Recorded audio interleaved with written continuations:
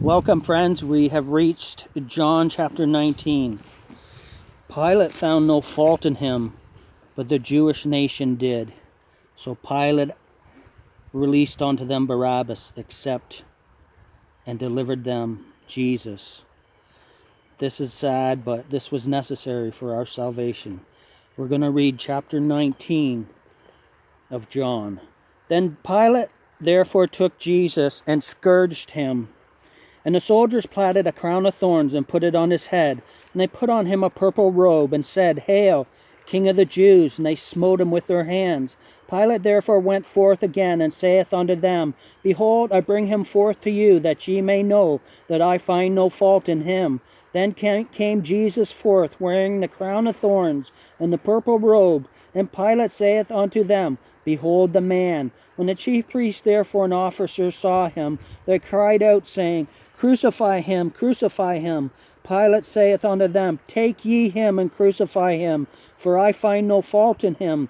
The Jews answered him, We have a law, and by our law he ought to die, because he made himself the Son of God. When Pilate therefore heard that saying, he was the more afraid, and went again into the judgment hall, and saith unto Jesus, Whence art thou? But Jesus gave him no answer. Then said Pilate unto him, Speakest thou not unto me? Knowest thou not that I have power to crucify thee, and have power to release thee? Jesus answered, Thou couldst have no power at all against me, except it were given thee from above. Therefore he that delivered me unto thee hath the greater sin. And from thenceforth Pilate sought to release him. But the Jews cried out, saying, If thou let this man go, thou art not Caesar's friend. Whosoever maketh himself a king speaketh against Caesar. When Pilate therefore heard that saying, he brought Jesus forth and sat down in the judgment seat in a place that is called the Pavement, but in the Hebrew Gabbatha. And it was the preparation of the Passover in about the 6th hour. And he saith unto the Jews, Behold your king. But they cried out, away with him, crucify him. Pilate saith unto them, Shall I crucify your king? The chief priests answered, We have no king but Caesar. Then delivered he him therefore unto them to be crucified. And they took Jesus and led him away. And he, bearing his cross, went forth into a place called the place of a skull, which is called in the Hebrew Golgotha, where they crucified him and two other with him, on either side one, and Jesus in the midst. And Pilate wrote a title and put it on the cross, and the writing was, Jesus of Nazareth, the King of the Jews. This title then read many of the Jews, for the place where Jesus was crucified was nigh to the city, and it was written in Hebrew and Greek and Latin.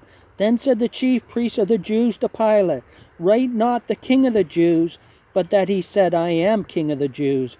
Pilate answered, What I have written, I have written.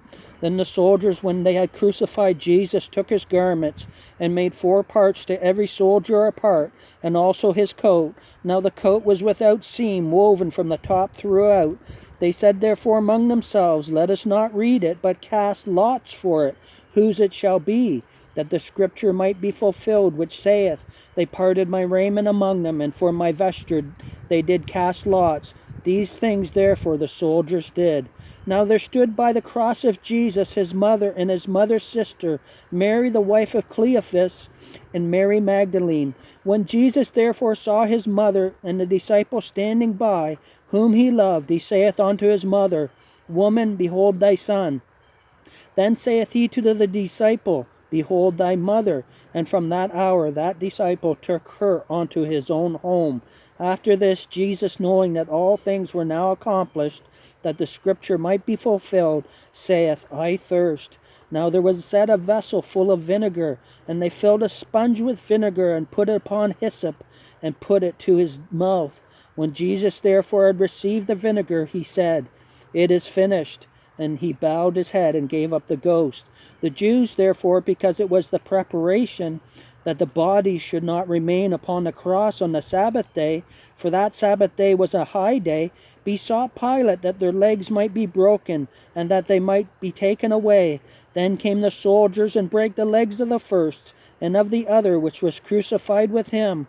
But when they came to Jesus and saw that he was dead already, they break not his legs. But one of the soldiers with a spear pierced his side, and forthwith came there out blood and water. And he that saw it bare record, and his record is true, and he knoweth that he saith true, that ye might believe. For these things were done, that the scripture should be fulfilled. A bone of him shall not be broken. And again another scripture saith, they shall look on him whom they pierced.